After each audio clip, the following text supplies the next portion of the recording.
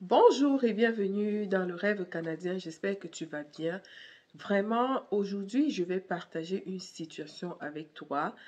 Ce n'est pas dans le but de juger parce que je vais te montrer une vidéo. Ce n'est pas dans le but de juger, mais dans le but de nous enseigner, de sensibiliser.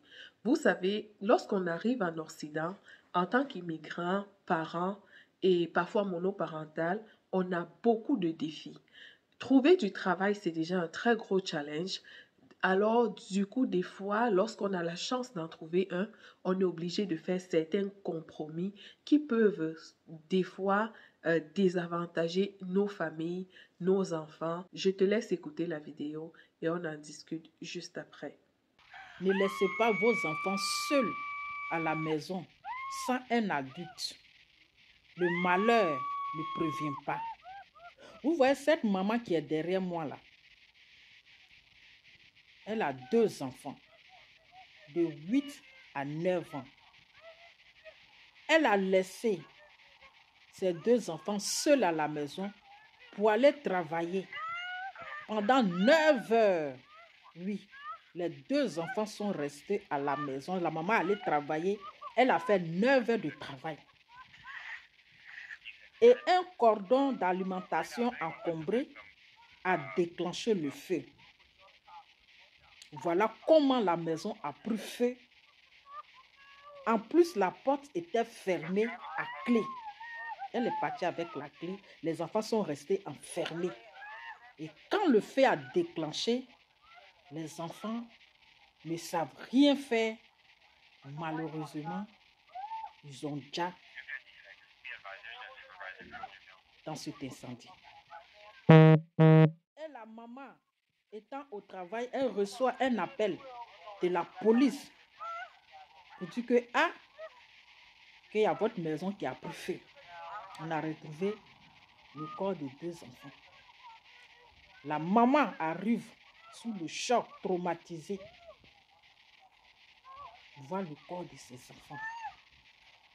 C'est triste. Elle est allée travailler pour nourrir ses enfants. Et ses enfants, elle les retrouve sans vie. Vraiment, c'est triste. C'est pas facile. Regardez l'état de la maman. Elle est inconsolable. Elle est traumatisée. Elle est sous le choc.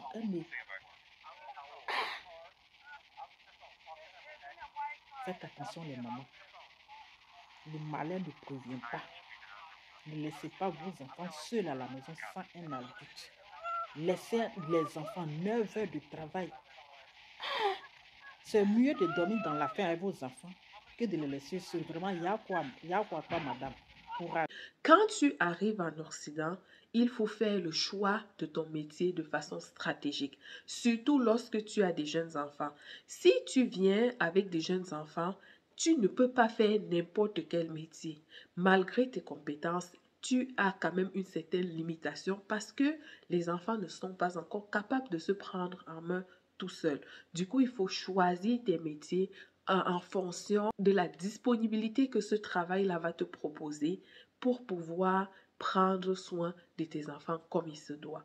Cette dame se trouve dans une situation horrible que je ne souhaite même pas à mon pire ennemi, à perdre 2 enfants de façon aussi dramatique, mais non seulement elle ne va plus jamais voir ses enfants, mais elle risque de faire face à des poursuites juridiques pour négligence criminelle.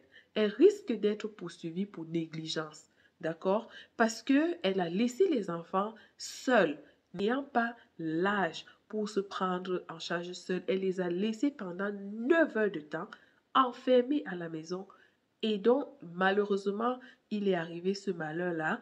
Et du coup, les enfants n'ont pas pu se défendre. Les enfants n'avaient pas l'âge de se défendre, n'avaient pas l'âge d'appeler à l'aide facilement. Il faut savoir que 9 ans, 8 ans, sont des enfants quand même assez jeunes. Je voulais attirer ton attention sur ce fait.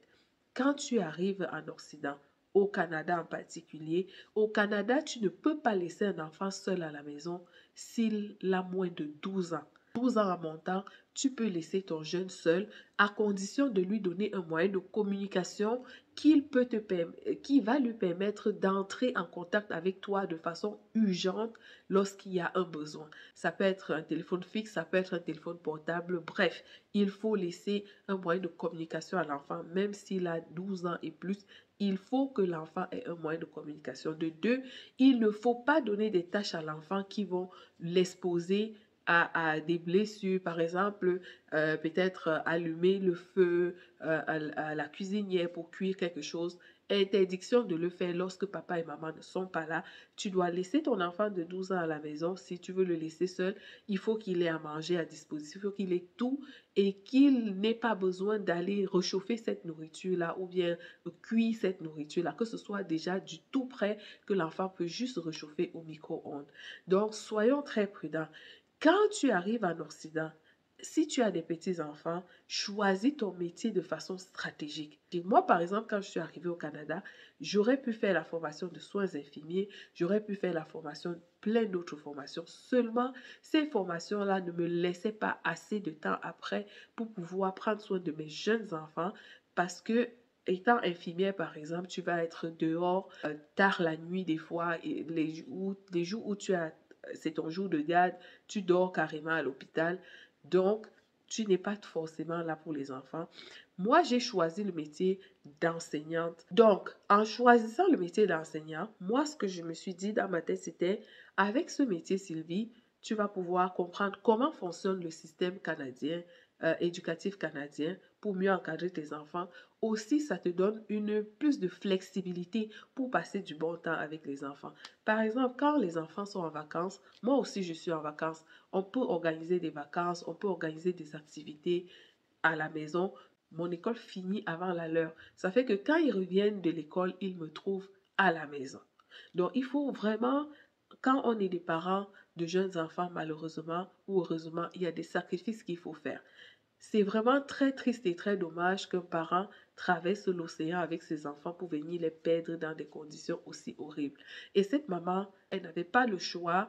Il faut bien qu'elle nourrisse ses enfants. Elle n'avait personne à qui laisser les enfants. Le malheur, malheureusement, ne prévoit pas. Mais franchement, je sais que ce n'est pas facile. Encore une fois, je le dis, je ne juge pas cette dame. Mais quand une situation arrive, nous qui sommes à l'extérieur de la situation, nous devons essayer de voir comment tirer des enseignements de cette situation pour éviter que ce genre de choses n'arrive plus. Toutes les condoléances à cette dame. Personne ne souhaite jamais que ce genre de situation lui arrive, mais il faut vraiment faire très attention lorsqu'on immigre en Occident avec des jeunes enfants. Parce que malheureusement, elle va faire face à la loi, elle va faire face à la justice, elle va prendre non seulement la douleur d'avoir perdu ses deux enfants à la fois, mais elle va devoir porter encore le fardeau judiciaire qui sera sur son dos, procès et tout ça pour négligence criminelle.